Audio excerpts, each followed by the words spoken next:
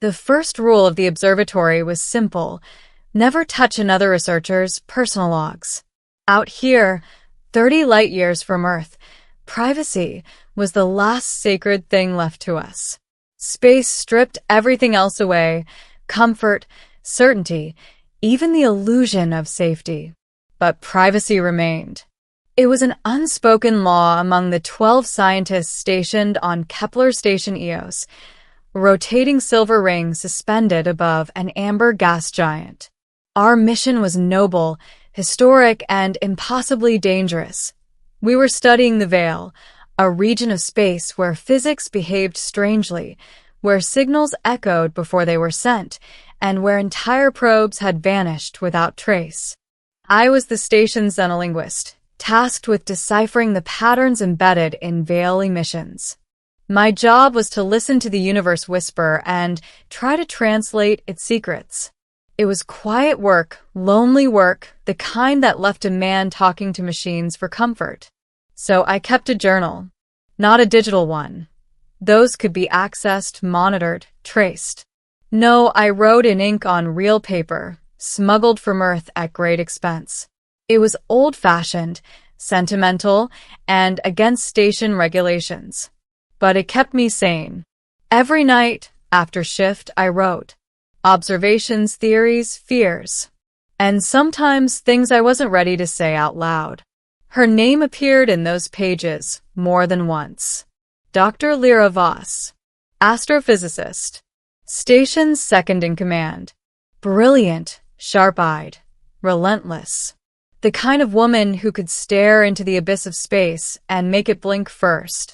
We worked closely, too closely for comfort sometimes, and though neither of us admitted it, there was something forming in the quiet spaces between duty and exhaustion. But I never told her. Out here, attachments were liabilities. And if the Veil taught us anything, it was that reality could break without warning. So I wrote instead. And I hid the journal in my quarters behind a loose panel under my bunk. I thought it was safe. I was wrong. The day everything changed began like any other.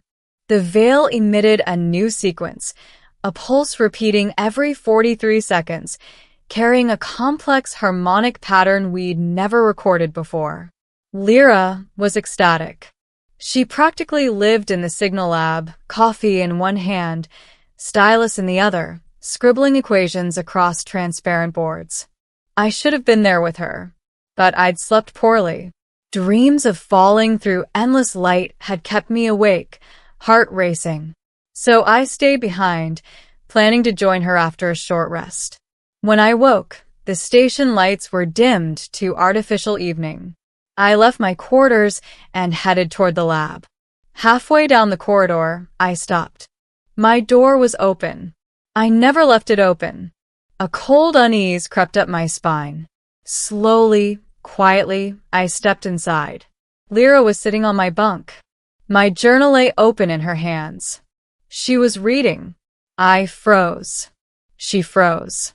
And then she looked up at me. Her eyes were wide, her face pale. She didn't need to speak. The page she'd been reading was obvious. The one where I'd written. If she ever knew how much I admire her, how her mind feels like a constellation I can't stop mapping. The words burned between us. I'm sorry, she whispered, standing quickly, as if the journal had burned her. The panel came loose. I was looking for you. I thought you might be sick. I swallowed hard. You read it. Her cheeks flushed. Not all of it. Just enough. Silence stretched, heavy as vacuum. Then, suddenly, the station alarm blared. A deep, resonant tone. Emergency level 3. Both of us turned toward the corridor as red lights pulsed across the walls. Veil surge, Lyra said, instantly professional again. We need to get to the lab. We ran. By the time we reached the signal room, chaos reigned. Holographic readouts flickered violently. Data streams spiked into impossible numbers. The Veil's emissions had intensified 1,000-fold. Sound filled the room, strange, layered tones that felt less like audio and more like something pressing directly against the skull. The station commander shouted orders. Technicians scrambled to stabilize equipment. Lyra pushed past them to the central console. "It's not random," she said. "The pattern's coherent. It's structured. Like language." All eyes turned to me. "Can you translate it?" the commander demanded. I stared at the cascading symbols. My heart hammered. The sound vibrated through my bones. "Yes," I said, "but I need silence." They shut down the alarms. The room dimmed. Only the veil's voice remained. I closed my eyes and listened. It was like hearing a thought form before words. Concepts unfolding in waves. Not speech, not radio. Something deeper. Something older. And beneath it all, one clear meaning. "We see you." My blood ran cold. I translated aloud as fast as I could. The meaning grew clearer with each passing second. "We have watched. We have waited. The children of matter have arrived at the threshold." "Children of matter?" Lyra murmured. The message continued. "One among you hears us. One among you writes our echoes in ink. One among you dreams our realm." I felt every eye turn toward me. I've never transmitted to them," I said. "I've only been listening." Lyra's voice was soft. "Your journal. The dreams. The things you wrote about the light corridors, the falling." I swallowed. The veil was responding to me. The message surged. "We offer passage. We offer knowledge. Step through. Become more." The station shook. Somewhere deep in the structure, metal screamed. The commander shouted, "Shut it down. Cut the receiver." Technicians rushed to comply, but the screens flared white, and suddenly the room dissolved. I was standing in a vast ocean of light. No floor, no ceiling, just endless luminous mist, swirling with colors no human eye should see. Shapes emerged, vast, towering silhouettes composed of shifting geometry. Not solid, not fluid, something in between. Their voices resonated directly in my mind.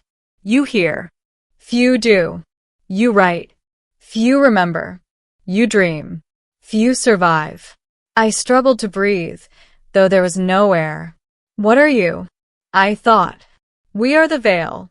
We are what waits between realities. We were once matter, as you are.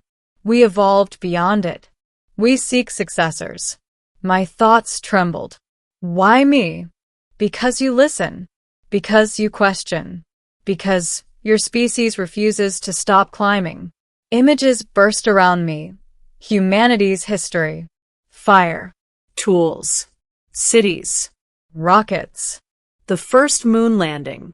The first jump beyond Sol. The creation of Kepler Station EOS. You are young, but relentless. I felt something like pride and terror. What do you want? To teach. To guide. To elevate. But elevation has a price. A shape moved closer, towering above me like a living galaxy. Step through. Become part of the veil. Join us. Leave matter behind. I thought of Earth. Blue oceans. Wind on skin. Coffee with Lyra in the observation dome. Laughter. Human warmth. "I can't," I whispered. "Not alone." The light pulsed. "Then choose another." I awoke on the floor of the signal lab. Lyra was kneeling over me, shaking my shoulders. Arden, wake up." I gasped, lungs burning. The room was chaos again. Consoles smoking. Lights flickering. Crew shouting. Lyra helped me up. "You collapsed. You were out for 6 minutes. What happened? What did you see?" I stared at her. The veil wanted a successor, a human to step beyond reality. My mind flashed back to the light realm, the invitation, the cost. I couldn't choose for humanity. but I could choose for myself. And I couldn't do it alone. Lyra, I said quietly. They spoke to me, directly. Her eyes widened. What did they want? To make contact. To bring a human into their realm. Silence fell between us, despite the chaos around. Why tell me? She asked. I exhaled. Because you read my journal. Her face softened, understanding dawning. You saw who I am, I continued. All of me. And if I'm going to step into something that might change what it means to be human, I want someone I trust to decide with me. Her voice shook slightly. You'd really consider it? I'd be lying if I said no. I admitted. Knowledge beyond imagination. Evolution beyond biology. That's the dream of every scientist. But it could kill you, she said. Or it could save us, I replied. If the veil is right, something greater is coming. And humanity is at the threshold. The station shook again. Another surge. A technician shouted. The veil's stabilizing. It's forming a gateway structure. We rushed to the viewport. Outside, space rippled. Light twisted. A vast, shimmering aperture formed, stretching kilometers across. A doorway into unreality. The veil had opened a door, and it was waiting. Command argued. Engineers panicked. Protocol demanded retreat. But retreat was impossible. The gateway's gravity pulled at the station. Slowly, inevitably, EOS drifted toward the threshold. Hours passed. Systems failed. Oxygen ran low. We gathered in the observation dome, watching the swirling gateway outside. If we do nothing, Lyra said, we're pulled in anyway. Unprepared. Unprotected. The commander nodded grimly. So, what do you propose? I stepped forward. I go first. Everyone stared. If they want a successor, let it be me, I said. I'll establish contact. If it's safe, I signal you. If it's not, I hesitated. You'll know. Lyra grabbed my arm. You're talking about walking into a cosmic unknown with no return guarantee. Yes. Then you're not going alone, she said. I shook my head. You're needed here. Humanity needs witnesses. Someone to tell the story. Her eyes glistened. And I need you. My heart tightened. I wrote your name in that journal because you matter, I said softly. If this is the end, I want you to remember me as human. She stepped closer and kissed me. Not hurried. Not hesitant. Certain. Then go, she whispered. And if you find a place for us beyond matter, come back for me. I smiled.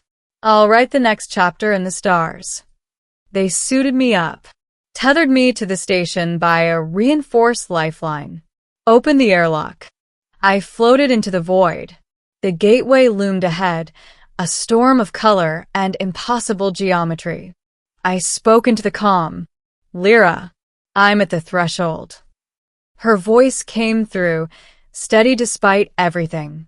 I'm here. I'm listening. I drifted forward. The light touched my suit. Reality stretched like glass. I felt myself dissolve into brightness. I stood once more in the realm of the veil. The towering shapes awaited. You return willingly, they said. You choose ascension. I choose knowledge, I replied. But not abandonment. Humanity must not be left behind. The shapes pulsed. You bargain. Yes, I said. Teach me. Change me. But allow me to return. To guide my species as you once were guided. The veil was silent. Then, this has never been done. Then let humanity be the first, I said. We climb. We always have. The light swirled. Very well. Be seed. Be bridge. Be voice. I felt something flood through me. Understanding. Structure. Meaning. Reality unfolded like a book finally read cover to cover. I was human. I was more. I was still myself. When I opened my eyes, I was back in the airlock. Lyra was pulling me inside. My suit's visor retracted. She stared at me. My eyes glowed faintly like starlight. "Arden," she whispered. I smiled. "The Veil has accepted humanity's proposal." Outside, the gateway stabilized, no longer pulling the station. Instead, it shimmered calmly, like a patient doorway. "They will teach us," I said. But they needed proof we would not abandon ourselves, that we value who we are. Lyra laughed breathlessly, tears in her eyes. "You actually negotiated with godlike entities." I shrugged. "Humans are stubborn." She hugged me fiercely, and in that moment, surrounded by impossible light and fragile steel, I understood. The Veil had been watching for a species brave enough to step forward without surrendering its soul. Humanity had arrived, and our next chapter had just begun. 6 months later, Kepler Station Eos no longer drifted on the edge of oblivion. It orbited calmly now, anchored beside the Veil Gateway like a lighthouse beside an infinite ocean. Ships from Earth had arrived, first unmanned, then crewed, bringing diplomats, scientists, engineers, and soldiers who stared with equal parts awe and terror at the shimmering doorway Arden had returned from. They called it the Threshold, and humanity stood before it, trembling but unbroken. Arden Hale was no longer officially classified as human. That was the medical board's wording, though Lyra found it ridiculous. Arden still ate breakfast, complained about bad coffee, and laughed at her terrible jokes. But his eyes still carried a faint starlight glow, and sometimes, when he stood very still, the air around him shimmered like heat haze. The Veil lived inside him now. Or perhaps he lived partly inside it. He sat in his quarters one evening, holding his old paper journal in his hands. The same journal. The one Lyra had opened. The one that had started everything. Lyra leaned in the doorway, arms folded, watching him with a softness she never showed anyone else. "You're still writing?" she asked. Arden nodded, dipping the pen into ink. "Some things deserve permanence. Digital files can be erased. Paper endures." She stepped inside and sat beside him on the bunk. The same bunk where she had once discovered his secrets. He turned a page and wrote slowly, deliberately. Humanity crossed the threshold today. Not as slaves. Not as worshippers. As equals. He paused, then added, "We did not kneel to the universe. We shook its hand." Lyra smiled. "The council approved the first expedition?" "They did," Arden said. "A team of 12. Volunteers only. No coercion. No blind faith." "And you're not going?" He closed the journal and looked at her. "I already crossed once," he said. "I'm the bridge. I have to remain here, to translate, to protect, to warn if needed." She exhaled in relief. She tried to hide. "Good," she said. "Because I'm going." His eyebrows lifted. "You're on the expedition list?" "I am," she said simply. "If humanity is stepping forward, I'm not staying behind." For the first time in months, Arden looked uncertain. "It's safe," he said, though it sounded like reassurance for himself. "The Veil doesn't lie," she replied. "And you promised me once, if you found a place beyond matter, you'd come back for me." He smiled, remembering. "So I did." She reached into his jacket pocket and pulled out the journal. "You're coming to the launch platform tomorrow," she said. "You'll read from this." Arden blinked. "You want me to read my private thoughts to the world?" "Yes," she said, "because that journal is proof of something important." "What?" "That all of this." She gestured toward the glowing gateway outside the window. started with a human being who dared to feel, to wonder, to write, to love, and to listen. Arden laughed quietly. "You're turning my embarrassing love confessions into a historic artifact." "They already are," she said, kissing his forehead. The next day, before thousands of watching humans and dozens of orbiting ships, Arden Hales stood before the threshold. Lyra stood in the expedition team behind him, suited and ready. He opened the journal to the very first page and read aloud. "I write because the universe is vast, and I refuse to believe we are small." He closed the book. Then he raised his eyes, glowing softly like twin stars, and spoke words that would echo through history. "Humanity does not fear the unknown. We introduce ourselves to it." The crowd erupted. The expedition stepped forward. The gateway shimmered brighter than ever before. And somewhere, deep within the veil, ancient entities watched with something akin to pride. The children of matter had arrived. Not to beg, not to worship, but to stand beside gods and say, "We are here, and we are not done becoming."